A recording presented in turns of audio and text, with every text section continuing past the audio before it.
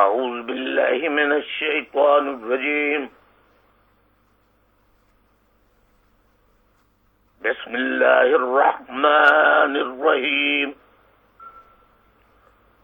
واجب الاحترام بزرگوں، میری ماں بہنوں، تحریکی ساتھیوں، تمام مظلوموں، خصوصاً یوتھ، پرٹیکولرلی اسپیشلی مہاجر یوتھ، مہاجر طالب علم، لڑکے جو تعلیم حاصل کر رہے ہیں، لڑکیاں جو تعلیم حاصل کر رہی ہیں، یوتھ کے نام ایک پیغام میں پہلی قسط میں ریکارڈ کروا چکا ہوں. آج یوتھ کے لیے یہ دوسری قسط ہے. اس سے پہلے کہ میں اپنی باتوں کو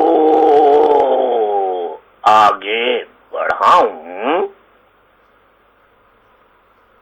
اگر کاغذ قلم لے لیں تو میں کوشش کروں گا کہ واقعات جو بیان کروں اور تاریخی حوالے دوں تو ذرا آہستہ سلو اسپیڈ میں دوں، یعنی آہستہ آواز میں نہیں بلکہ اسپیڈ میری سلو ہو تاکہ آپ لکھ سکیں. یہ تاریخ آپ کو شاید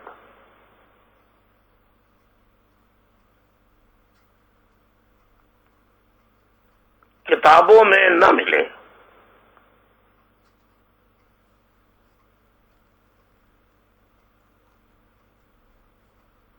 پاکستان میں کسی ٹی وی ٹاک شوز میں آپ کو یہ نہیں بتایا جائے گا. اس کی وجہ یہ ہے کہ جو میں پہلے اپنے کیسٹ نمبر 1 میں جو یوتھ کا پیغام ہے اس میں بتا چکا ہوں کہ پاکستان میں سول حکومت صرف تبادلے، پوسٹنگ، کمیشن اور اس لیے بنا دی جاتی ہے کہ جمہوریت کے نام پر مغرب سے، امریکہ سے مدد لی جا سکے. لیکن پاکستان بننے کے بعد سے، بلکہ بننے سے پہلے بھی، جو بات قائد اعظم محمد علی جناح رحمت اللہ مرحوم کو نہیں معلوم تھی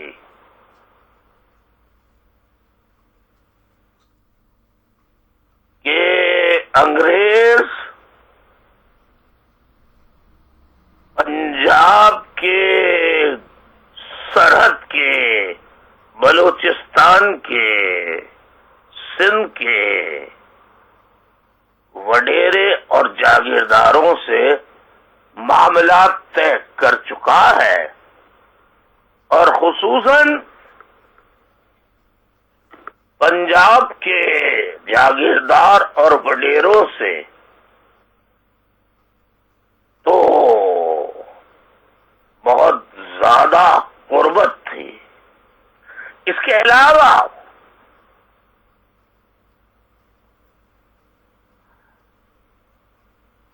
پنجاب جو دیکھیے پنجاب کے ساتھیوں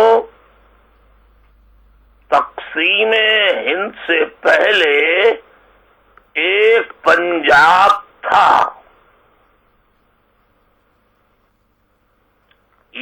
اس کے دو حصے تھے، ایک ایسٹ پنجاب اور ایک ویسٹ پنجاب. یوں تو جنگ عظیم اول first world war, second world war میں پورے ہی ہندوستان سے لوگ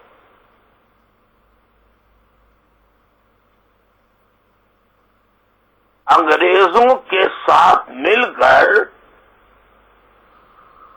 انگریزوں کے دفاع کے لیے، ان کا ساتھ دینے کے لیے تمام علاقوں سے لوگ گئے تھے. لیکن مغربی پاکستان، جہاں پاکستان بنا، یہاں کے لوگ جس انداز سے انگریز فوج کے ساتھ شامل ہوئے اور جو عاجزانہ انکساری کا اور غلامی کا رویہ مغربی پاکستان کے پنجابیوں نے استعمال کیا، اور متعدد جگہ انہوں نے آبزرو کیا کہ کچھ مقامات پر ہندوستان سے شامل ہونے والے وہ رائفلیں یا نشانے لگاتے وقت انہیں معلوم تھا کہ یہ معصوم بچے بچیاں عورتیں ہیں، انہیں مارنے سے کوئی فائدہ نہیں، تو وہ دائیں بائیں کر دیا کرتے تھے.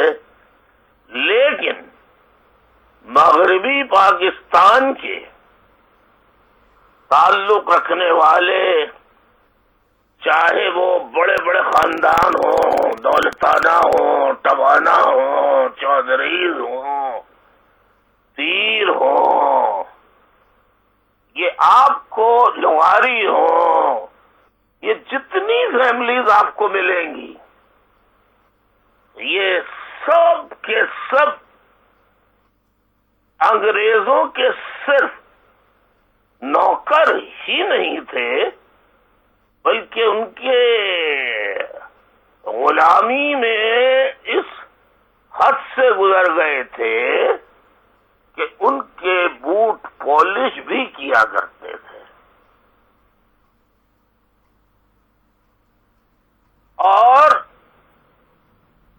میرے یوتھ کے لوگوں، سیکنڈ ورلڈ وار میں ایک ایسا وقت آیا جب سعودی عرب کے فتح کرنے کی بات آئی، تو سعودی عرب فتح کرنے کے بعد جو مزاحمت ہوئی وہ کعبۃ اللہ شریف میں ہوئی. خانہ کعبہ پر اب سوال آیا کہ اس پر کون حملہ کرتا ہے، کون گولی چلاتا ہے. انگریزوں نے سکھوں سے کہا، انہوں نے منع کر دیا کہ یہ مسلمانوں کی مقدس عبادت گاہ اور صدیوں سے ہے، ہم اس پر گولی نہیں چلا سکتے. سوری. ہندوؤں نے منع کر دیا، حتیٰ کہ ہندوستان کے عیسائیوں نے منع کر دیا، سب نے منع کر دیا. تو مغربی پاکستان کی جو فوج تھی، جو وراثت میں آج تک حکومت کرتی چلی آئی ہے اور آج بھی اس کی حکومت ہے. پاکستان میں جتنی میں پہلے بھی کہہ چکا ہوں سول حکومتیں آئیں، وہ برائے نام دکھانے کے لیے آئیں، اتنی چھوٹ دی کہ اپنا مال بناؤ، اپنے خاندان کا مال بناؤ، مال کماؤ اور جاؤ. باقی جو کرپشن فوج کے بعض حلقے کے لوگوں میں ہے، وہ کرپشن پاکستان میں کہیں نہیں ہے. مثال کے طور پر موجودہ دور کے یوتھ، نوجوانوں، بچے بچیوں، لڑکے لڑکیوں، تم کو یہ سن کر حیرت ہوگی کہ رینجر سندھ سے جاتی کیوں نہیں ہے.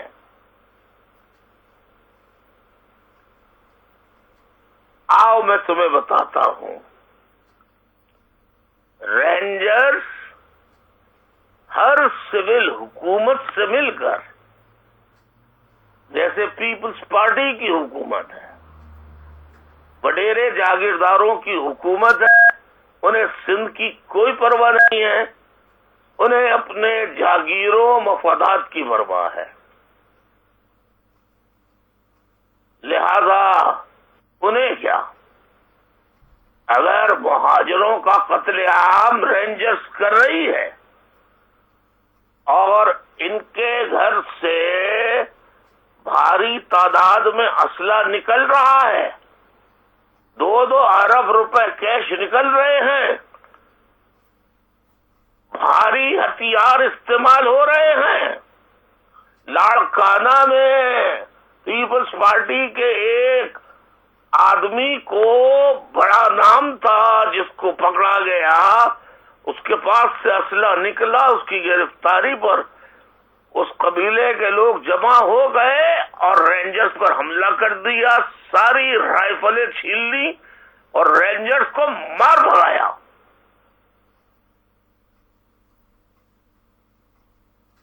اسی دور میں میرے ساتھیوں، یہ ابھی 1 سال پہلے کی شاید بات ہوگی.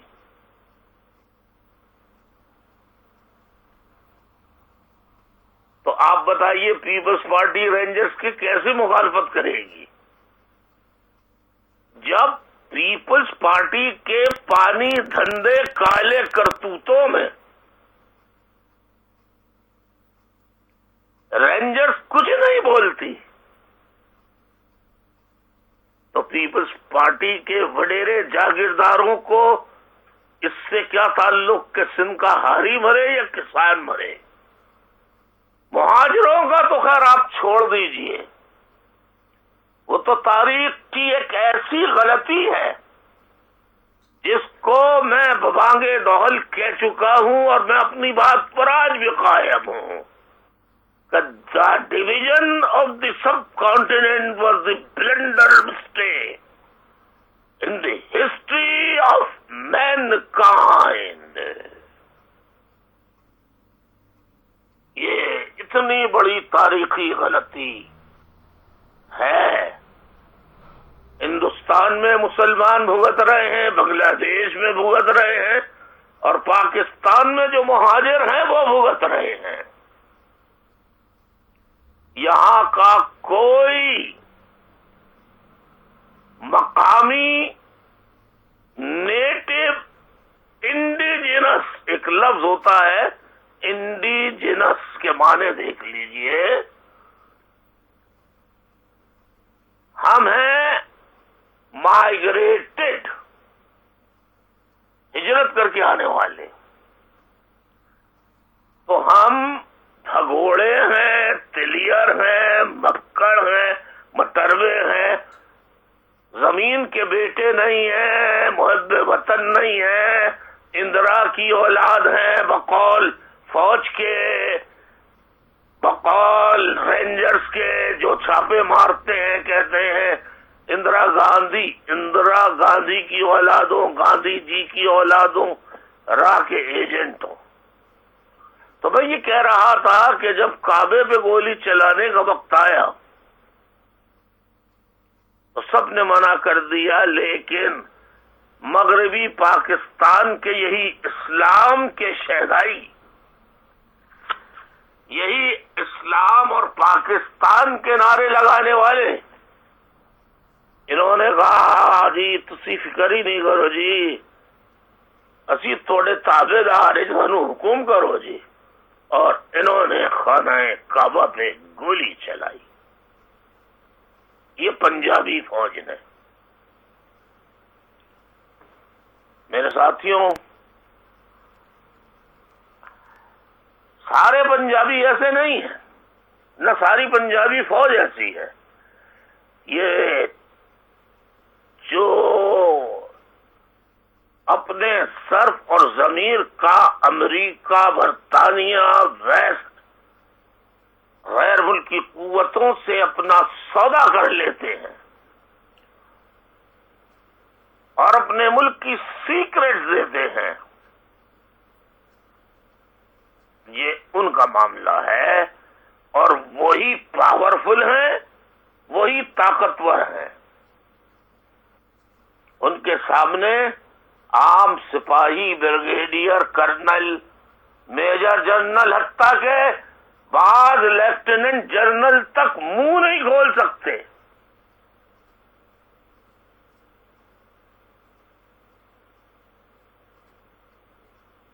اتنا قتل عام مہاجروں کا ہو رہا تھا، کور کمانڈر جو اب ISI کے چیف بنے ہیں، یہ بلال اکبر کو نہیں روک سکے۔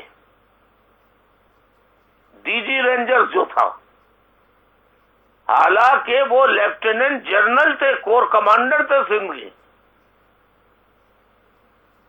بلال اکبر DG رینجرز تھا، میجر جنرل تھا۔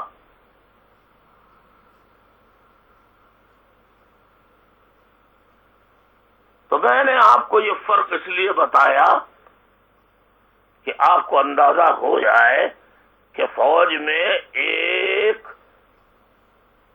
اینٹی پاکستان گروپ مفادات پرست ہے، جس کا جو نام تو پاکستان کا لیتا ہے، دم تو پاکستان کے بھرتا ہے، لیکن دراصل وہ مفاد پرست ہے، اسے اپنے آپ سے غرض ہے، اپنے خاندان سے غرض ہے۔ تو میرے پیارو، میرے ساتھیوں، نوجوانوں، میں نے کہا تھا کہ میں جامعہ کراچی سے شروع کروں گا، لیکن اگر بہت سی اہم باتیں میں چھوڑ جاؤں تو آپ اصل بات نہیں سمجھ سکیں گے۔ یہ مخصوص باز، اب اس کو فوج یہ کہے کہ فوج کو کہہ دیا، تو وہ جو دل چاہے کہہ دے، سیاہ کو سفید، سفید کو سیاہ، وہ قانون بن جاتا ہے، عدالت بھی وہی کہتی ہے۔ کہتے ہیں کنٹمپٹ آف کورٹ ہو جائے گا۔ ہمارے ہاں عدالت فوج کے ماتحت ہے، آزاد نہیں ہے۔ آپ مجھے مثال بتا سکتے ہیں کہ جب مارشل لا لگا کبھی مارشل لا کے خلاف سپریم کورٹ نے فیصلہ دیا؟ بتائیے بتائیے. اچھا بزرگوں سے پوچھ کے بتائیے کسی مارشل لا کو غداری قرار دے کر کسی مارشل لا لگانے والے کو سزائے موت کی سزا دی جو پاکستان کے آئین کے مطابق ٹریزن میں آتی ہے، غداری میں آتی ہے.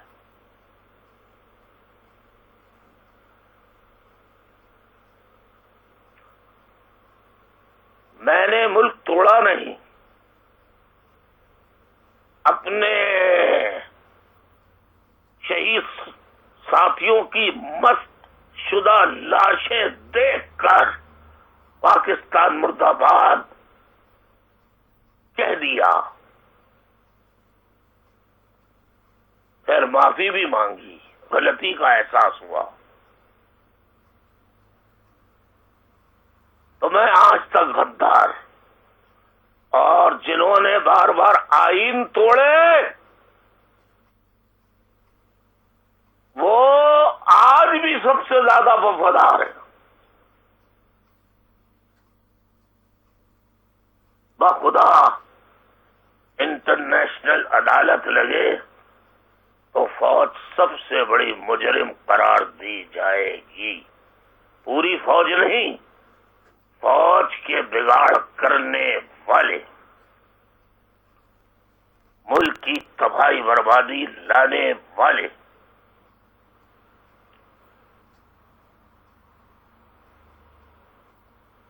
میرے بھائیوں، یوتھ، تو میں یہ بتا رہا تھا، کل میں نے پہلے کیسٹ نمبر 1 میں بتایا کہ لیاقت علی خان کو لیاقت آباد میں شہید کر دیا گیا.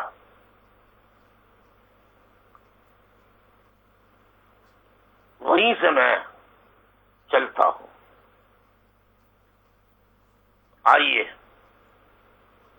چلتے ہیں راول پنڈی، صوبہ پنجاب، جہاں ملٹری کا جنرل ہیڈ کوارٹر ہے، GHQ ہے. آئیے چلے، تصور میں چلیے، چلے پنڈی پہنچ جائیں.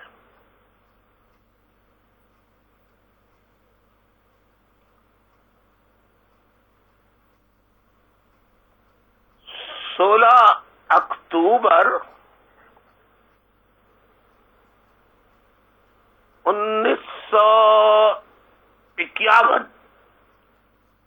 اب میں انگریزی پڑھنے والوں کے لیے کہتا ہوں، 16 اکتوبر 1951.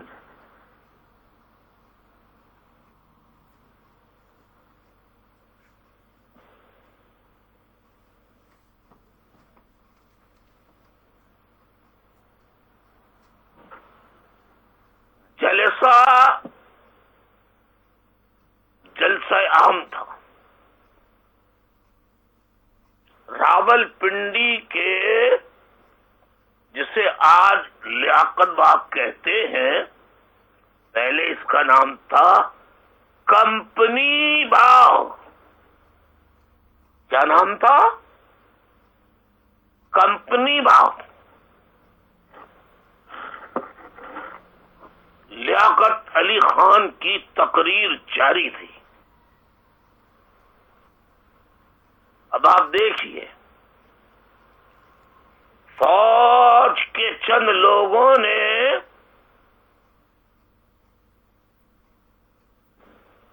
سازش بنائی قتل کرنا ہے. میں 101%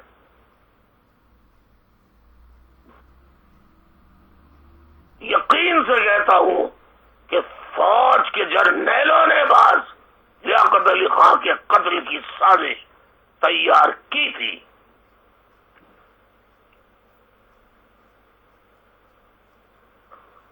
پہلی صف میں عموماً ڈگنیٹریز کو بٹھایا جاتا ہے. وہاں پر ایک سعد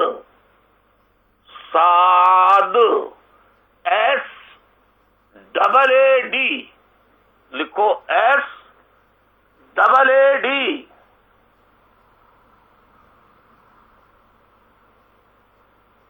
اکبر اور پھر لکھو ببرک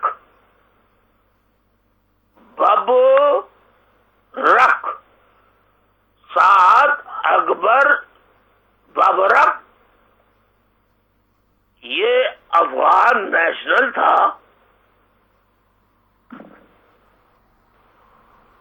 اس نے افغانستان سے انڈیا جا کر اسائلم لی. انڈیا نے اسے ایبٹ آباد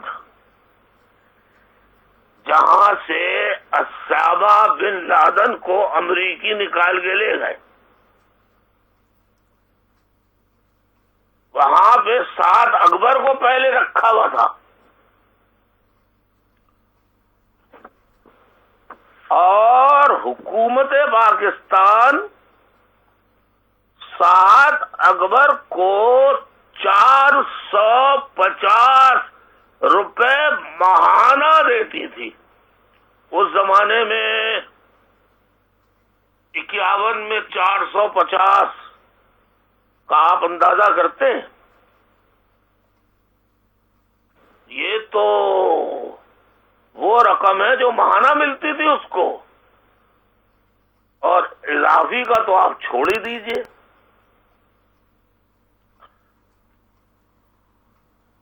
تو سعد اکبر کو ڈگنیٹریز کی رو میں اگلی نشست پر بٹھایا گیا تاکہ نشانہ چوکے نہ, اور بآسانی وہ لیاقت علی خان کو گولی مار سکے, انہیں شہید کر سکے.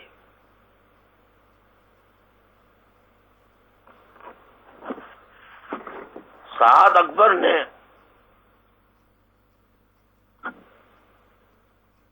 ان پر گولیاں ماری جو ان کے سینے میں پیوست ہو گئیں.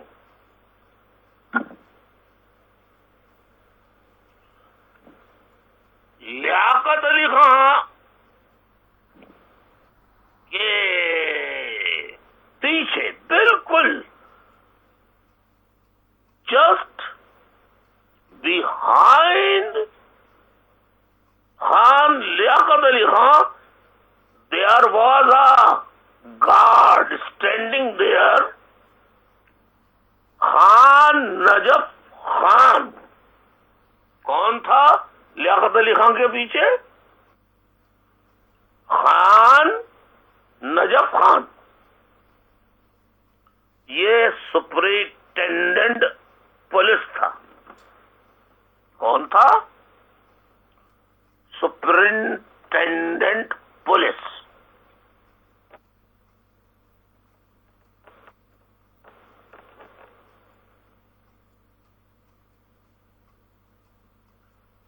جیسے ہی گولیاں چلیں خان نجف خان نے چلا کر حکم دیا فوراً سعد اکبر کو ہلاک کر دیا جائے. زندہ کیوں نہیں پکڑا؟ اس لیے نہیں پکڑا کہ انکوائری ہوتی تو اصل نام آتے. میرے یوتھ، تم کہتے ہو گے الطاف بھائی جو پروپیگنڈا ہوتا ہے اس کا اثر تو بہرحال ہوتا ہے، تم لوگوں پہ بھی ہوتا ہوگا. یونیورسٹی کے لڑکے لڑکیوں، کالجوں کے لڑکے لڑکیوں، تم لوگ بھی بہک جاتے ہوگے کہ الطاف بھائی نے تو بڑا نقصان کر دیا، الطاف بھائی نے تو حالات خراب کر دیے، کیونکہ ٹی وی پہ آپ لوگ صبح شام وہی سنتے ہیں. لیکن یہ ٹی وی پاکستان بننے کے بعد سے it was under the control of Pakistan army. میں ثابت کروں گا نا، میں ایسے ہی الزام نہیں لگاتا. تو وہاں پر سب انسپیکٹر محمد شاہ تھا، جہاں سعد اکبر تھا وہاں اس کے ساتھ میں محمد شاہ سب انسپیکٹر تھا. جیسے ہی سپرنٹینڈنٹ پولیس خان نجف خان کا آرڈر آیا سعد اکبر کو مار دو، ویسے ہی محمد شاہ نے سب انسپیکٹر نے پسٹل نکالی اور ثبوت مٹا دیا اور سعد اکبر کو مار دیا. اب میں نے آپ سے ابھی کہا کہ آپ ٹی وی کے ٹاک شوز اور پروپیگنڈے میں they are all controlled by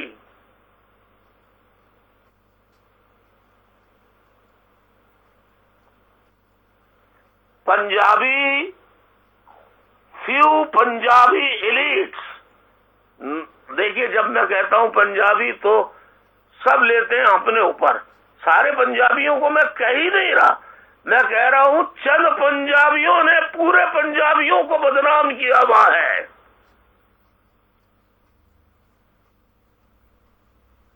جو رول کر رہے ہیں، جن کے ہاتھ میں طاقت ہے، جو بکے ہوئے تھے انگریز کے زمانے میں اور آج بھی بکے ہوئے ہیں.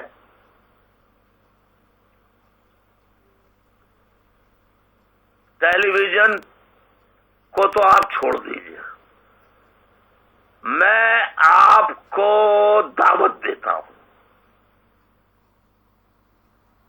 آپ میں سے جس کے بھائی بہن والد پیسے والے ہوں، اس کو دنیا کے ایک حصے میں ان کو بھیجیں، ایک حصے دنیا کے اگر 6 حصے کر لیں تو 6 گروپ بنا لیں اور 6 گروپ بنا کر وہاں بھیجیں جو جانے کی استطاعت رکھتے ہو، جن کے پاس پیسہ ہو، کہ صرف آپ جائیے اور جا کے آپ وہاں پاکستانی قونصلیٹ جتنے بھی ہیں یا ایمبیسیز ہیں اس میں آپ چلے جائیے، یا نادرا کے جو کارڈ بناتے ہیں وہاں چلے جائیے. میری ماں بہنوں، سندھیوں، پٹھانوں، ہم نے بادشاہ خان کے فلسفے کو کا سودا کر لیا ہے. بہت افسوس ہے.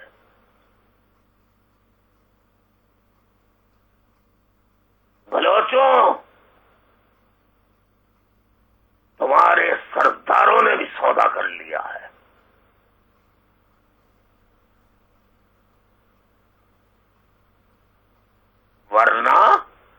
3 صوبے اگر مل کے آواز اٹھاتے، اور سندھ کے تو بھٹو کو مارا پھر بک گئے، مرتضی کو مارا بک گئے، شاہ نواز کو مارا بک گئے، بے نظیر کو مارا بک گئے، ان کا خون بیچ دیا، تو یہ تمہارا کیا خیال کریں گے سندھی بھائیوں؟ میں آتا ہوں، آج آپ جو ٹیلی ویژن پروگرام دیکھتے ہیں، ٹی وی ٹاک شو دیکھتے ہیں، اس میں جو دیکھتے ہیں وہ اس سے پہلے بھی ہوتا تھا، لیکن میں اپنی بات مکمل کر لوں، پورے دنیا کے ہر ملک میں چلے جائیں، وہاں کی ایمبیسیز کے دفاتر میں جائیں پاکستانی، وہاں کی کونسلیٹ آفیسز میں جائیں پاکستان کے، اگر آپ مجھے 90% ہر جگہ پورے پاکستان میں 95% صرف اور صرف پنجاب کے لوگ اس سے کم نظر آئے آپ کو، تو میں آپ کو اتنے پاؤنڈ انعام دوں گا۔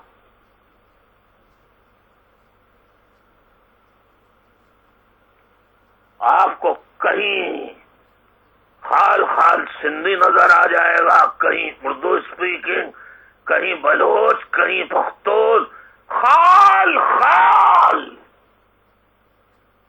ایسا لگتا ہے پاکستان بلوچوں کا نہیں، سندھیوں کا نہیں، پختونوں کا نہیں، صرف پنجابیوں کا ہے۔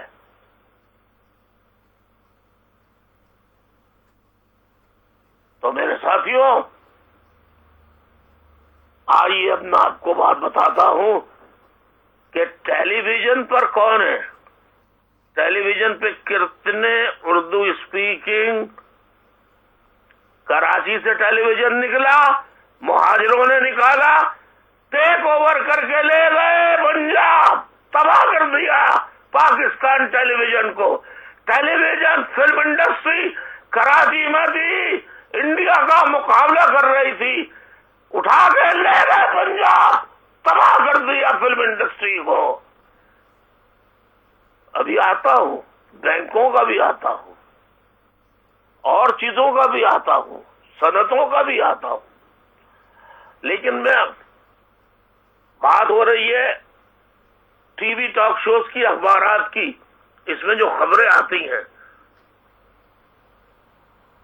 90% لکھنے والے ایجنسیوں کے ایجنٹ ہوتے ہیں، اور وہ پنجابی ہوتے ہیں، اردو اسپیکنگ ہوتے ہیں، وہ بھی پنجابیوں کے ایجنٹ ہوتے ہیں، وہ بھی ایجنسیوں کے پے رول پر ہوتے ہیں۔ لیاقت علی خان کو جب گولی ماری گئی 16 اکتوبر کو، آئیے میں بتاتا ہوں، دو ڈیلی لیڈنگ نیوز پیپر تھے، ڈیلی امروز، ڈیلی زمیندار، اس کے علاوہ پاکستان ٹائمز اور ملٹری گزٹ، یہ اخبار نکلا کرتے تھے۔ 17 اکتوبر کو ان تمام بشمول آرمی گزٹ کے کسی میں لیاقت علی خان کے قتل کی تصویر تک نہیں تھی، تو تمہارے قائد کی تصویر پہ پابندی لگا دی، تو تم سے پہلے قائد کے آباء و اجداد کے ساتھ کیا کیا ہے انہوں نے؟ یہ وہی لوگ ہیں، وہی ٹی وی اینکر پرسن ہیں جو خدا کی قسم جھوٹ بولتے ہیں، مکر کرتے ہیں، فریب کرتے ہیں، دھوکہ دیتے ہیں۔ میں نہیں چاہتا تھا ان باتوں کو نکالنا. لیکن میرے لوگوں کا قتل عام جاری ہے. میرے بزرگ کو کس ڈاکٹر پروفیسر حسن ظفر عارف کو رینجرز والوں نے کس جرم میں گرفتار کیا ہے؟ رینجرز کیوں نہیں جاتی کراچی سے؟ میں بھول جاؤں گا. اس لیے کہ رینجرز لوگوں کو دھمکیاں دیتی ہے، گھروں پہ جاتی ہے، بریگیڈیئر جاتے ہیں، کیپٹن جاتے ہیں، خدا کی قسم رسول کی قسم جاتے ہیں اور جا کے دھمکی دیتے ہیں فلاں گروپ میں شامل ہو جاؤ، فلاں گروپ میں، ورنہ مرنے کے لیے لاش اٹھانے کے لیے تیار ہو جاؤ یا جیل میں سڑنے کے لیے تیار ہو جاؤ. اور اگر اپنے بچوں کو رہا کروانا ہے تو ہمیں اتنے پیسے دو، اتنے پیسے دو. رینجرز ماہانہ 15 ارب سے 20 ارب روپے ماہانہ رینجرز کی کراچی سے آمدنی ہے. اور اگر رینجرز والے انکار کریں گے تو انکار کریں. فرعون بھی انکار کرتا تھا سچ کا، شداد بھی کرتا تھا، حامان بھی کرتا تھا، نمرود بھی کرتا تھا.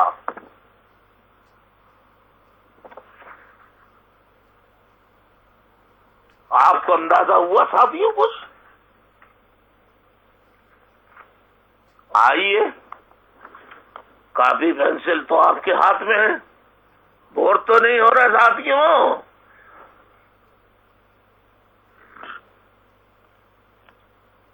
ایک اضافی سوال ہے، ذرا ہٹ کے ہے موضوع سے. سوال لکھ لیجئے. کیا پاکستان میں کسی چیف آف آرمی اسٹاف کو حکومت کا تختہ، سول حکومت کا تختہ پلٹنے، مارشل لا نافذ کرنے پر کسی کو ہاؤس اریسٹ کیا گیا، کسی کو جیل بھیجا گیا، کسی کو سزا ہوئی، کسی کا نام ECL پہ ڈالا گیا، کسی کے باہر جانے پہ پابندی لگی، کسی مارشل لا لگانے والے کو نظر بند کیا گیا اس کے گھر میں؟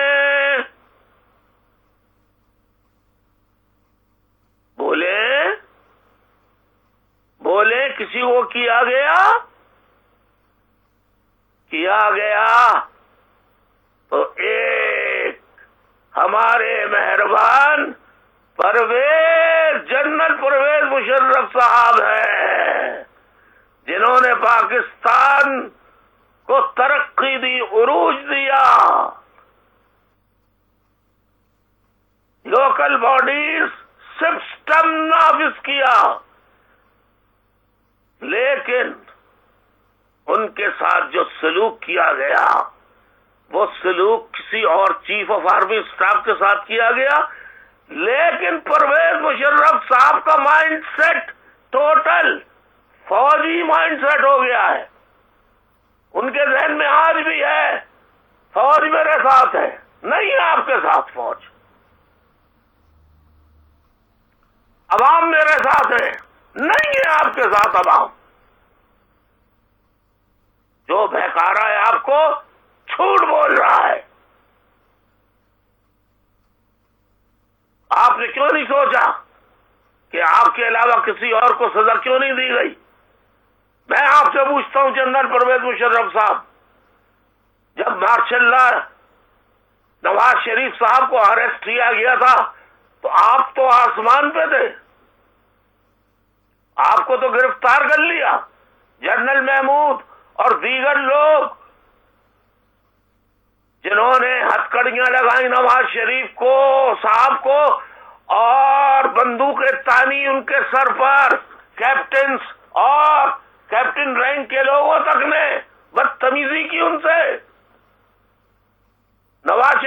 طرف سے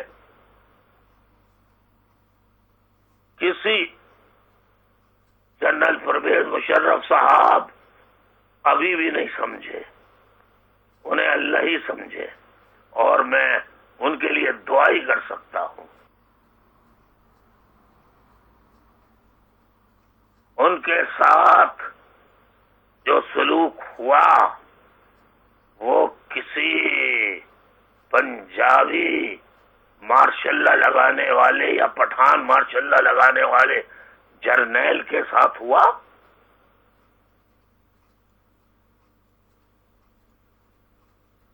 نہیں ہوا، نہیں ہوا۔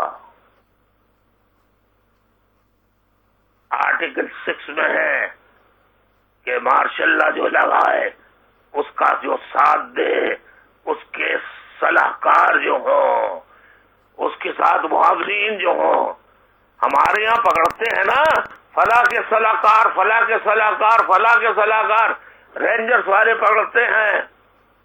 ان رینجرز والوں سے پوچھو تم ضیاء الحق کے جو صلاحکار تھے انہیں جا کے کیوں نہیں پکڑتے؟ رینجرز والوں لاڑکانہ تھے، بھاگ کے کیوں آئے تھے جب پیپلز پارٹی کے لیڈر کو نے لوگوں کو جمع کر کے تمہاری بندوقیں چھینی تھی؟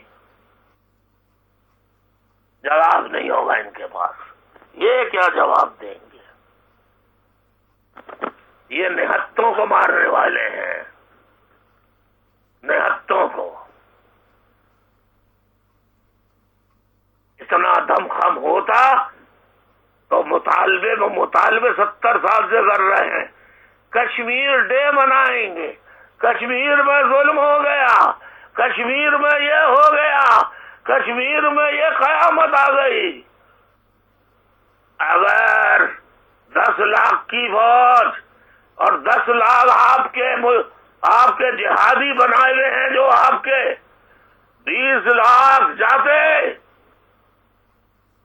حملہ کرتے یا شہید ہو جاتے یا کشمیر کو آزاد کرا دیتے، اگر آپ میں جذبہ شہادت، جذبہ جہاد ہوتا تو نہیں جاتے آپ؟ کراچی میں کیسے چڑھ کے آتے ہیں، الطاف حسین کے گھر کیسے تالے لگا دیتے ہیں، غریبوں کو پکڑ کے ان کی لاشیں مقصودہ پھینک دیتے ہیں۔ میں رینجر سے پوچھتا ہوں، فوج سے پوچھتا ہوں، میں جنرل قمر جاوید باجوہ صاحب سے پوچھتا ہوں، 1995 کو میرے 70 سالہ بھائی، میرے 28 سالہ جوان سال بھتیجے qualified NED university, civil servant, first class gazetted officer, پوری زندگی پاکستان کی خدمت کی، ریٹائرڈ لائف گزار رہے تھے۔ نہ سیاست سے کوئی تعلق تھا، نہ MQM سے کوئی تعلق تھا، نہ کسی اور سوشل، سماجی، سیاسی جماعت سے تعلق تھا۔ قصور ان کا یہ تھا کہ وہ میرے بھائی تھے، بھتیجا تھا، ان کے گھر چھاپا مارا گیا۔ 5 دسمبر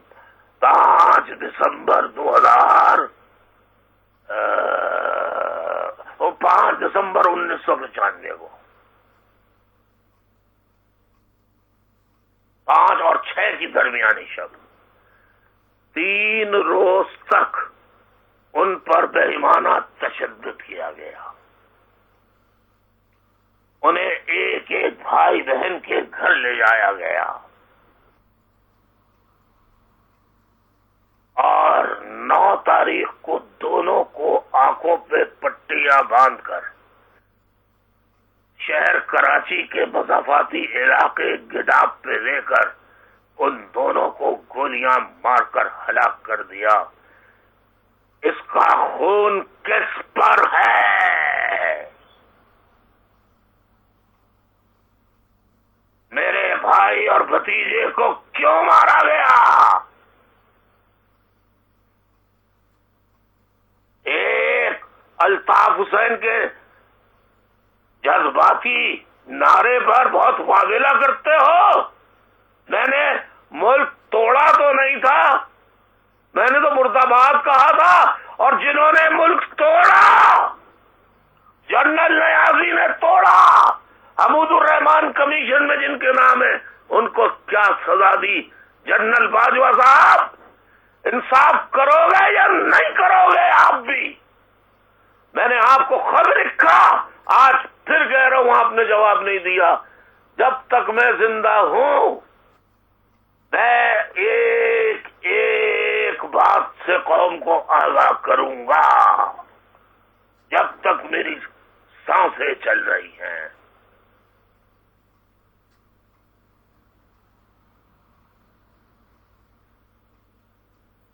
میں کہاں سے تلاش کروں اپنے بھائی اور بھتیجے کے قاتل کو؟ میرے 15,000 سے زائد بہادر جیالے، باہمت، جرأت مند، نہ بکنے والے اور نہ ڈرنے والے جو ساتھی تھے، ان کو پکڑ کر انہیں ماورائے عدالت قتل کر دیا. لیکن فوج نے بہت خوبصورتی سے بڑے بڑے لیڈروں کو چھپ چھپا کے مل کے انہیں مراتے دی. انہیں جو پیشکشیں کی، لڑکے لڑکیاں یوتھ ہیں، میں ساری بات ان کے سامنے نہیں کر سکتا، بڑی براتے دی، بہت فیسلٹیز دی ان کو. اور جب امتحان آیا کہ شہیدوں کے لیے چلو رینجرز کے دفتر، مائیں بہنیں تیار، بزرگ تیار، نوجوان تیار، لیڈر بھاگ گئے. برے سارے مزے لیے، منسٹرز بنے، میئرز بنے، ڈپٹی میئرز بنے، دنیا کی ہر مراحت لی. لیکن قوم کے لیے ایک چانٹا برداشت نہیں ہوا ان سے. میری ماں بہنوں بزرگوں، یوتھ، ارے آپ لوگ سن رہے ہیں یا نہیں سن رہے میری بات؟ اچھا سنیں، میں آپ کو ذرا یہ بتا دوں، جب پرویز مشرف کا ذکر آیا تو آئیے میں آپ کو بتاتا ہوں. کاغذ قلم تو آپ کے پاس ہے ہی. میں نے آپ کو بتایا 15 اگست 1947 سے 16 اکتوبر 1951 تک کون کون وزیر اعظم رہا، کب کب رہا. اب میں یہ بتا رہا ہوں پاکستان میں کون کون کب کب کتنے عرصے وزیر اعظم رہا. لکھ لو میرے ساتھیوں، لکھ لو.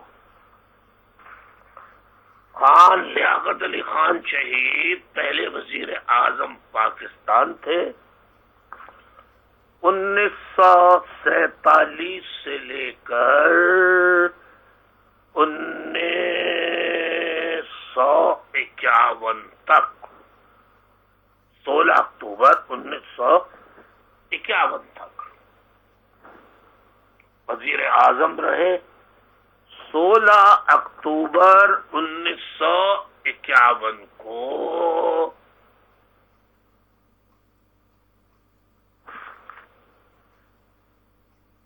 کمپنی گارڈن لیاقت باغ راولپنڈی میں شہید کر دیا گیا. اس کی تفصیل میں بتا چکا ہوں. دوسرے وزیر اعظم خواجہ ناظم الدین 17 اکتوبر 1951 سے 17 اپریل 1953. خواجہ ناظم الدین 17 اکتوبر 1900. اچھا سوری میں اگین چلتا ہوں. لیاقت علی خان کا جو وزارت عظمیٰ کا دور ہے 15 اگست 1947 to 16 اکتوبر 1951. خواجہ ناظم الدین کا ڈیوریشن ہے پرائم منسٹرشپ کا 17 اکتوبر 1951. 17 اکتوبر 1951 to 17 اپریل 1953. 17 اپریل 1953. تیسرے وزیر اعظم محمد علی بوگرا 17 اپریل 1953 سے 17 اپریل 1953 to 12th August 1955. 12 اگست 1955. چوتھے وزیر اعظم چودھری محمد علی 12 اگست 1955 سے 12 ستمبر 1956. اگست 12 اگست 1953 to 12 سپٹمبر 1956. حسین پانچویں وزیر اعظم حسین شہید سہروردی 12 سپٹمبر 1956 to 17 اکتوبر 1957. 12 ستمبر 56 سے 1957 17 اکتوبر 1957 تک. ابراہیم اسماعیل چندریگر ان کو عموماً آئی چندریگر کہتے ہیں. یہ 17 اکتوبر 1957 کو آئے اور 16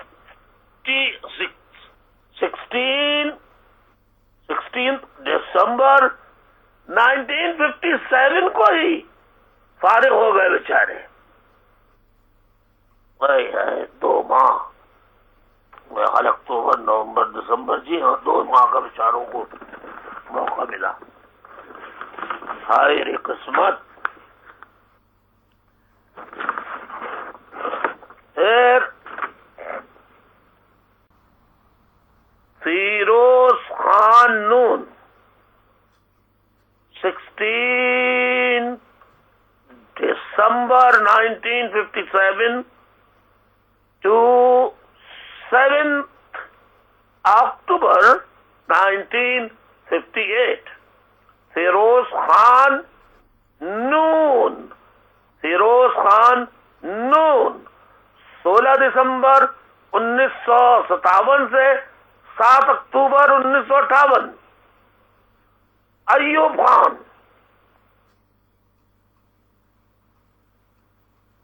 یہ بھی وزیر اعظم رہے جناب. 24 اکتوبر 1958 سے 28 اکتوبر 1958 4 دن کے لیے.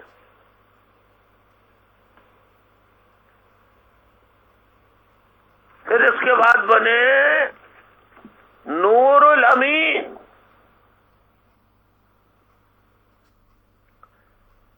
7 دسمبر 1971 to 20 دسمبر 1971.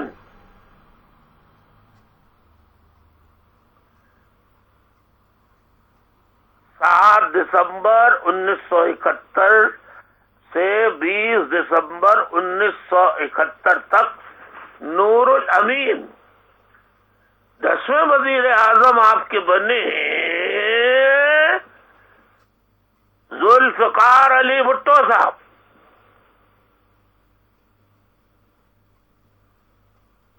14 اگست 1973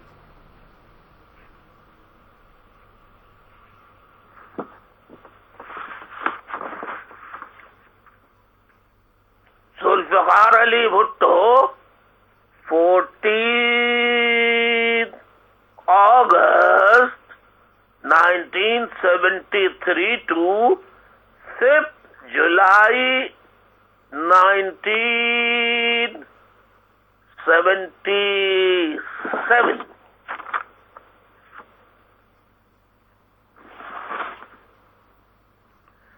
گیارہویں وزیر اعظم بنے آپ کے محمد خان جنید، جو 24 مارچ 1985 to 29 مئی 1988 تک. 24 مارچ 85 سے 29 مئی 1988 تک. 12ویں وزیر اعظم آئے نہیں آئیں محترمہ بے نظیر بھٹو صاحبہ. 2 دسمبر 1988 to 6 اگست 1990.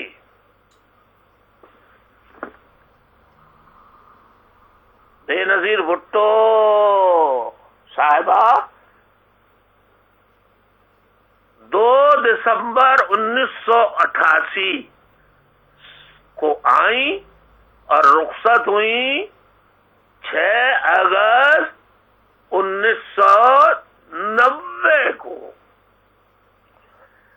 اس کے بعد آئے care taker prime minister Ghulam Mustafa Jatoi صاحب. 6 اگست 1990 کو اور 6 نومبر 1990 کو چلے گئے، کیونکہ کیئر ٹیکر تھے. اس کے بعد آتے ہیں 14ویں وزیر اعظم میاں محمد نواز شریف صاحب. 6 نومبر 1990، 6 نومبر 1992 18 اپریل 1993. پھر آئے 15ویں وزیر اعظم آپ کے بلخ شیر، بلخ بھی کہتے ہیں بہت سے، Balakh Sher Mazari, caretaker prime minister. 18 April 1993 to 26 May 26 May 1993.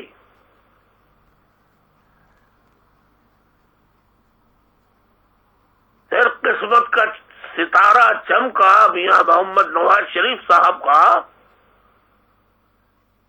26 مئی کو سپریم کورٹ کے فیصلے کے ذریعے یہ دوبارہ وزارت عظمیٰ پہ آئے 26 مئی 1993 کو، لیکن 18 جولائی 1993 کو واپس چلے گئے. آپ کو پتا ہے پھر اس کے بعد 70 جو وزیر اعظم آئے وہ معین الدین قریشی صاحب تھے، جو کیئر ٹیکر پرائم منسٹر تھے۔ 18 جولائی 1993 سے 19 اکتوبر 1993،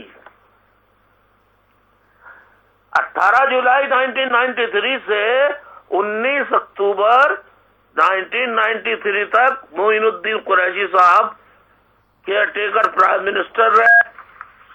پھر چمکا ستارہ بے نظیر بھٹو صاحبہ کا، اور پھر وہ وزیر اعظم بنی 19 اکتوبر 1993 to 5 نومبر 1996، 5 نومبر 96 سے 5 نومبر 96 تک۔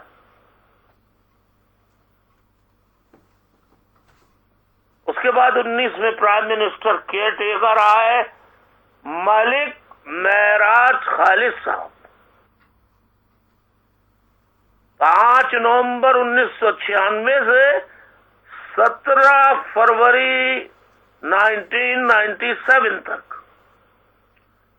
پھر ایک اور مرتبہ ستارہ چمکا نواز شریف صاحب کا، میاں محمد نواز شریف صاحب کا۔ 17 فروری 1997 کو آئے to 12 اکتوبر 1999، 17 فروری 1997 سے 12 اکتوبر 1999 تک۔ ظفر اللہ جمالی خان آئے اس کے بعد وزیر اعظم کی حیثیت سے 21 یعنی 21 نومبر سے 21 نومبر 2002، 21 نومبر 2002، 21 نومبر 2002 سے 26 جون 26 جون 2004۔ اس کے بعد ہمارے چودھری صاحب کا قسمت کا ستارہ چمکا۔ چودھری شجاعت حسین صاحب وزیر اعظم بنے 30 جون 2004 سے 20 اگست 2004 تک۔ 30 جون 2004 سے 20 اگست 2004 تک۔ اس کے بعد شوکت عزیز صاحب کا بیرون ملک ستارہ چمکا، وطن آئے اور وزارت عظمیٰ کا حلف اٹھایا۔ 20 اگست 2004 to 16 نومبر 2007، 20 اگست 2004 کو آئے اور رہے 16 نومبر 2007 تک، 2007 تک۔ اس کے بعد میاں محمد سومرو صاحب آئے، کیئر ٹیکر پرائم منسٹر۔ 16 نومبر 2007 سے 16 نومبر 2007 سے 25 مارچ 2008 تک۔ میاں محمد سومرو صاحب 16 نومبر 2007 سے 25 مارچ 2008 تک۔ 3 مہینے کے لیے ہوتے ہیں نا یہ کیئر ٹیکر پرائم منسٹر. اس کے بعد چمکا پیر صاحب کا ستارہ گدی نشین ہے جناب یوسف رضا گیلانی صاحب.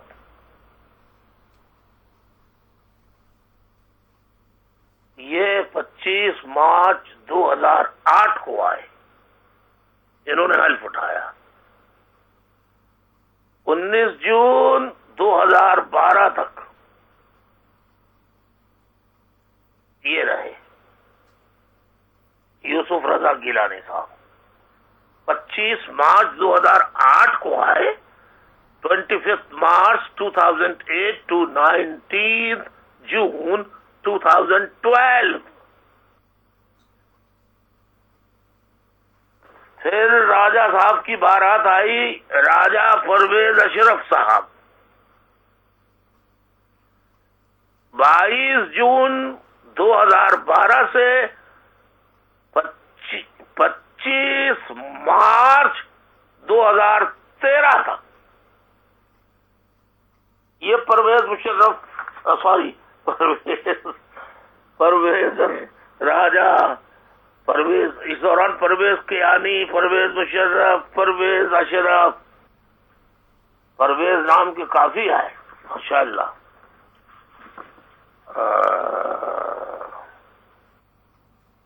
تو راجہ پرویز اشرف کب سے رہے؟ 22 جون 2012 سے 25 مارچ 2013 تک. پھر 27ویں وزیر اعظم آئے میر ہزار Khan Khoso, care taker prime minister. 25 March 2013 25 March 2013 سے 5 جون 2013 5 جون 2013.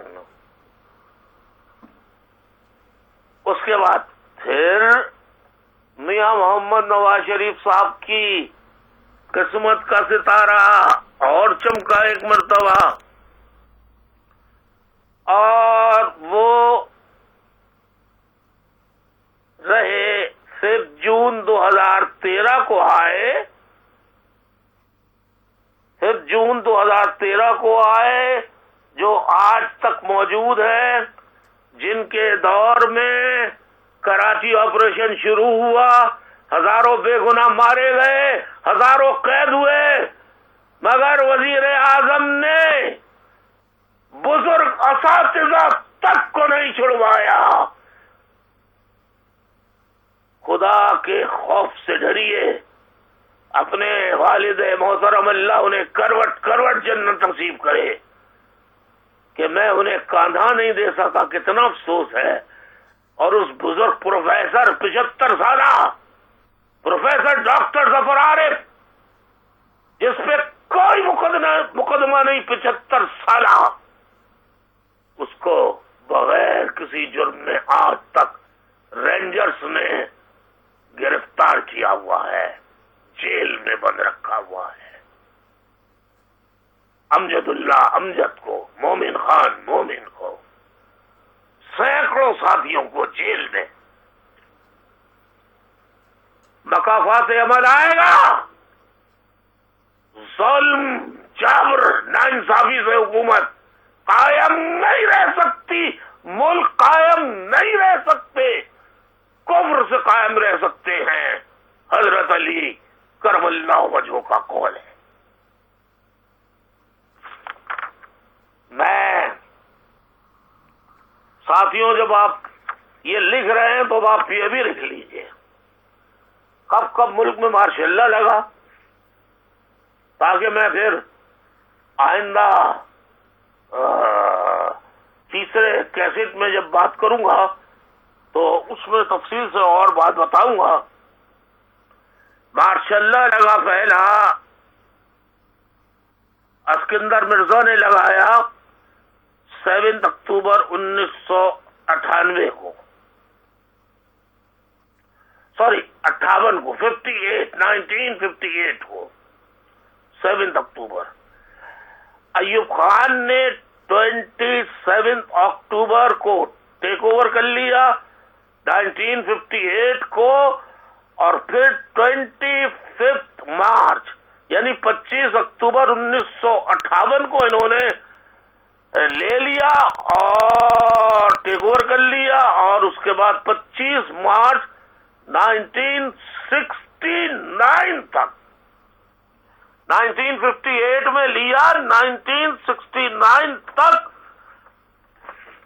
یہ کمانڈر ان چیف رہے، پھر فیلڈ مارشل ایوب خان بنے، اس کے بعد یحییٰ خان، پھر صدر بھی بنے ایوب خان، پھر Yahya Khan commander in chief بنے، پھر پریزیڈنٹ بھی بنے پاکستان کے 25 مارچ 1969 سے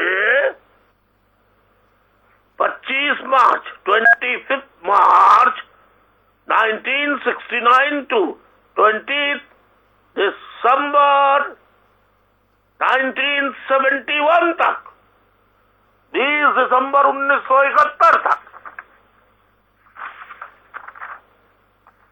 اس کے بعد اب آپ دیکھیے ایک نیا اضافہ ہوتا ہے، ایک نئی چیز آتی ہے جو آپ نے شاید کبھی نہ سنی، سن لیجئے۔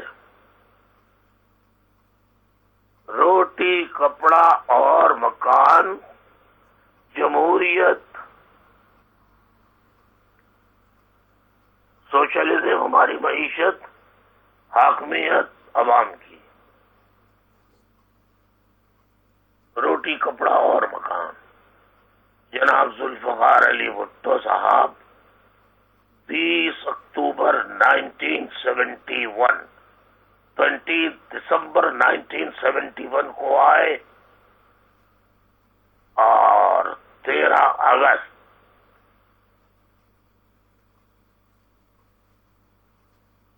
77 تک یہ پریزیڈنٹ بھی تھے، کمانڈر ان چیف بھی تھے آرم فورسز کے، اور first civilian chief martial law administrator بھی تھے۔ اس کے بعد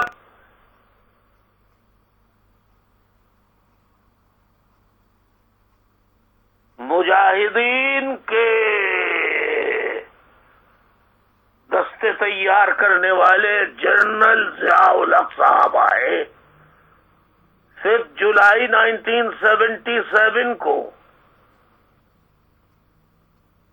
مارشل لا لگایا، کمانڈر ان چیف رہے، بعد میں پریزیڈنٹ بن گئے 16 دسمبر 1978 سے 17 اگست 1988 تک یہ پریزیڈنٹ بنے 16 ستمبر 1978 سے 17 اگست 1988 تک، لیکن کمانڈر ان چیف بھی رہے اور مارشل لا ایڈمنسٹریٹر بھی۔ پھر جنرل پرویز مشرف صاحب آئے 12 اکتوبر 1999 کو اور پریزیڈنٹ بنے جون 2001 کو،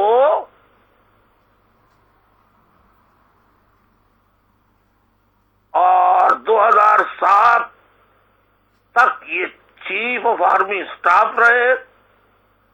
اس کے بعد 18 اگست 2001 سے 2008 تک یہ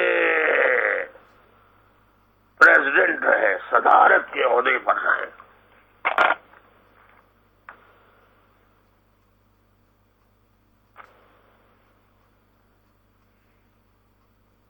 جنرل پرویز مشرف یہ 12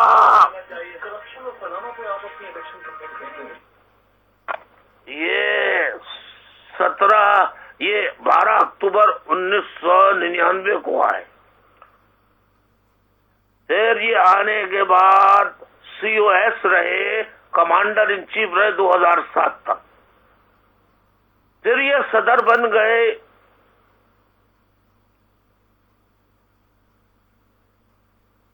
اور 18 اگست 2008 تک یہ صدر رہے. 2001 سے میرے ساتھیوں، میں نے آج آپ کو دوسرے تعلیمی درس میں، ایجوکیشن میں جو باتیں بتائی ہیں اسے غور سے یاد رکھیے. میں آؤں گا جامعہ کراچی کی طرف بھی، لیکن اس سے پہلے مجھے کچھ اہم باتیں بتانی ہیں کہ مہاجروں کے ساتھ کب کس دور میں کیا ہوا، جس کا تھوڑا تھوڑا تذکرہ میں پہلے کیسٹ میں کر چکا ہوں، دوبارہ کروں گا تاکہ یاد دہانی ہو، ریپیٹیشن ہو تو معاف کر دیجئے. آپ سب ماں بہنوں بزرگوں سننے والوں کا بہت شکریہ. جب تک میری زندگی ہے میں علم کی روشنی جو اللہ تعالیٰ نے مجھے دی، جتنی دی، میں آپ تک پہنچاتا رہوں گا. اور بغانگے دول chief of army staff general Qamar Bajwa, Javed Bajwa صاحب سے درخواست کروں گا، خدا کے واسطے مہاجروں پر ظلم بند کرائیں. رینجرز والے کھلے عام، بریگیڈیئر، جنرل، کرنل گھر والوں کو، ماں باپ کو، ساتھیوں کو دھمکی دے رہے ہیں، جیلوں میں جا کے دھمکی دے رہے ہیں. فلاں گروپ میں شامل ہو جاؤ، فلاں گروپ میں شامل ہو جاؤ، ہر چیز معاف ہو جائے گی. فوج یہ نہیں کرنا چاہیے. فوج کو یہ فوج کا کام نہیں ہے. خدا را فوج کو پارٹیوں کی گروپ بندی بنانے میں ان کی توانائیاں خرچ مت کیجیے. کل جنگ ہو گئی، خدا کی قسم اگر یہ ان کی عادت پڑ گئی، یہ 1 منٹ جنگ لڑنے کے لیے تیار نہیں ہوں گے، بھاگ جائیں گے. 71 کی طرح بہت بڑی تعداد پھر ہتھیار ڈالنے پر مجبور ہوگی. میری باتیں بہت بری لگتی ہوں گی آپ کو، لیکن حقائق ہیں. مہاجر اینکر پرسن مجبور ہیں یا وفاق پرست ہیں. ایک وہ ہیں جو مجبور ہیں، ایک ہیں مفاد پرست جن کا کوئی ایمان نہیں ہوتا، جو بے شرم ہوتے ہیں، بے حیا ہوتے ہیں، سچ کو جھوٹ، جھوٹ کو سچ بولتے ہیں. اور ایک بات پھر کلیئر کر دوں، میں سارے پنجابیوں کو نہیں کہہ رہا، پنجابیوں کا ٹولہ کہہ رہا ہوں جو شاونسٹ ہے، جس نے پورے پنجاب کا بھی بیڑا غرق کیا ہوا ہے، پورے پاکستان کا بیڑا غرق کیا ہوا ہے. پاکستان سب کا ہے، سب کو فوج میں برابر کا حصہ دو. مہاجروں کو محب وطن سمجھتے ہو؟ 20% مہاجر 5 کروڑ 20% مہاجروں کو فوج میں حصہ دو، پولیس میں حصہ دو. لیکن نہیں، آپ کو کراچی چاہیے. کراچی جب تک ہم زندہ ہیں آپ مار کر قبضہ کر سکتے ہو، پر کراچی آپ کے حوالے نہیں کریں گے، نہیں کریں گے، نہیں کریں گے۔ ہاں، اس کے لیے ہمیں دنیا کے کسی خطے سے مدد کیوں نہ لینی پڑے، ہمارا حق ہے باعزت جینے کا۔ ہم دنیا کے ہر ملک کو اس کا دروازہ کھٹکھٹائیں گے، ہماری مدد کرے۔ ہم عزت کے ساتھ مرنا چاہتے ہیں، غلاموں، بھکاریوں کی زندگی گزارنا نہیں چاہتے۔ ساتھیوں، آئندہ تیسرا کیسٹ کل انشاءاللہ آپ کی خدمت میں آئے گا۔ میں زیادہ وقت لینا نہیں چاہتا۔ بہت بہت شکریہ۔ کوئی بات بری لگی ہو تو مجھے معاف فرمائیے۔ السلام علیکم ورحمۃ اللہ وبرکاتہ۔ اعوذ باللہ من الشیطان الرجیم، بسم اللہ الرحمن الرحیم۔ عزیز تحریکی ساتھیوں، ماں بہنوں، بزرگوں، خاص طور پر یوتھ، خصوصاً میرے مہاجر بیٹے بیٹیوں، لڑکے لڑکیوں، طلباء طالبات، میں یہ جو اب اضافی پیغام کروا رہا ہوں، یہ کیسٹ نمبر 2 کا ہی حصہ ہے۔ اس میں ایک وضاحت کرنا چاہتا ہوں۔ وہ ایک ساتھی نے میسج سننے کے بعد میری توجہ اس بات پر دلائی کہ یہ جو آپ نے ہسٹری بیان کی ہے، تو پرائم منسٹرز کون کون رہا، ماشاء اللہ کب لگا، تو ساتھی شاید کچھ یہ سوچیں کہ اس کی وجہ کیا تھی، یہ تو ہم کہیں اور سے بھی دیکھ لیتے۔ میرے ساتھیوں، یہ بہت آسان ہوتا ہے، ہم ادھر دیکھ لیں گے، ہم ادھر دیکھ لیں گے۔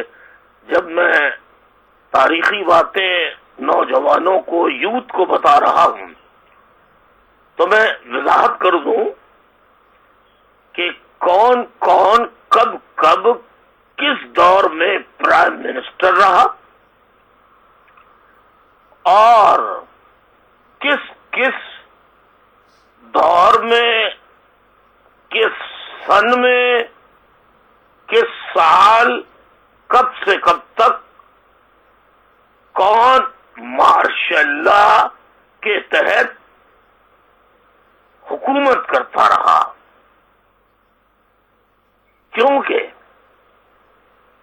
یہ موازنہ اس لیے ضروری ہے کہ قائد اعظم محمد علی جناح رحمت اللہ علیہ، بانی پاکستان نے پاکستان جو بنایا تھا، وہ جمہوری طرز حکومت پر پاکستان کی تشکیل دی تھی، جہاں مارشل لا یا فوج کا حکومت میں عمل دخل کا کہیں دور دور بھی کوئی واسطہ نہیں تھا۔ تو آپ ذرا سال گن لیجئے، کتنے عرصے وزرائے اعظم رہے اور کتنے عرصے فوجی حکومتیں رہیں۔ فوجی حکومت یا مارشل لا کا ایک جمہوری ملک میں اقتدار میں آنا، حکومت میں آنا کوئی معنی نہیں رکھتا، بلکہ جمہوریت کی نفی کے مترادف ہے۔ اور ایک اور بات سن لیجیے، آپ خلفائے راشدین کی حکومتوں کا جائزہ لیجیے، کسی خلافت، کسی خلیفہ کے دور میں، دور حکومت میں سویلین تو حکمراں رہے، فوجی کبھی حکمراں نہیں رہے۔ اس بات پر آپ غور فرمائیے۔ اب یہاں ایک اور بحث چھڑے گی کہ اس زمانے میں باقاعدہ تنخواہ دار فوج نہیں ہوا کرتی تھی۔ ظاہر ہے تنخواہ دار فوج کا تصور یہ جب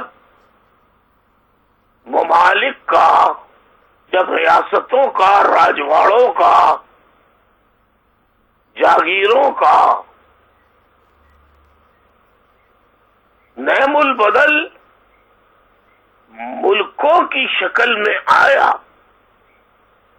اور ان کے جغرافیوں کا تعین ہوا،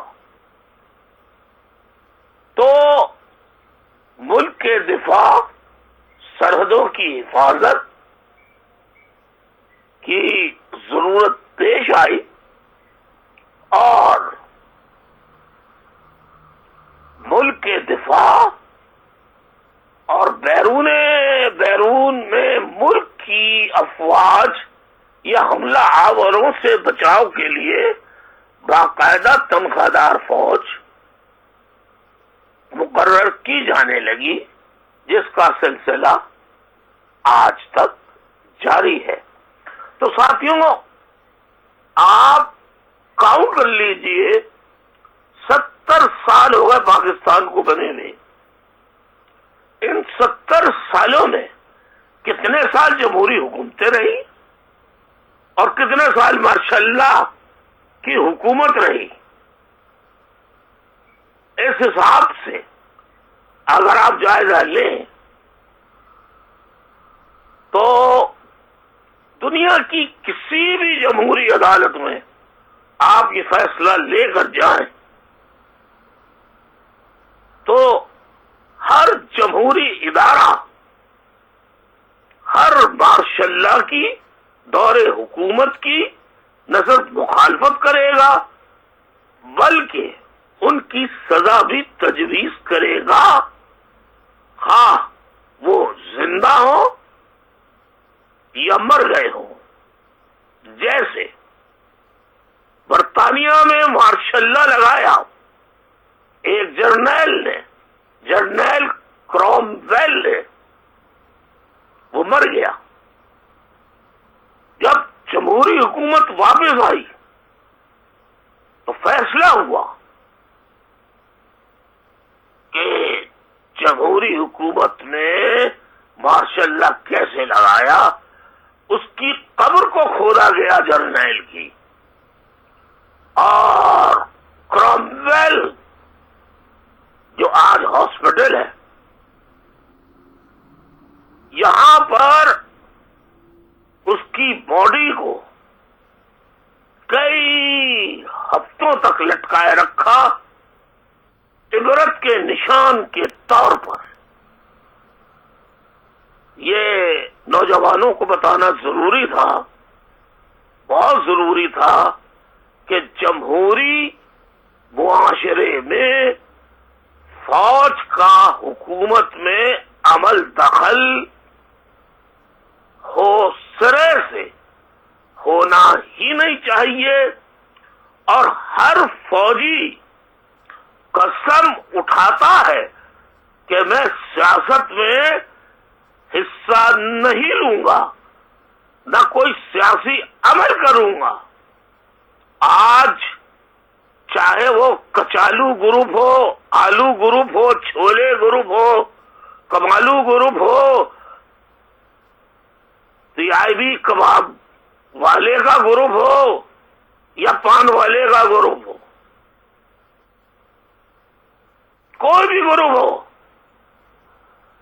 یہ سب پاکستان کی رینجرز اور فوج کے افسران نے تشکیل دیے ہیں اور آج تک دے رہے ہیں، جو آئین، قانون، شرافت، جمہوری اصولوں کے خلاف ہیں۔ یہ بتانا نوجوانوں آپ کو ضروری تھا، لہذا یہ وضاحت کرنی پڑی۔ بہت بہت شکریہ، بڑی عنایت، بڑی مہربانی۔ وآخر دعوانا ان الحمد للہ رب العالمین، والسلام علیکم ورحمۃ اللہ وبرکاتہ۔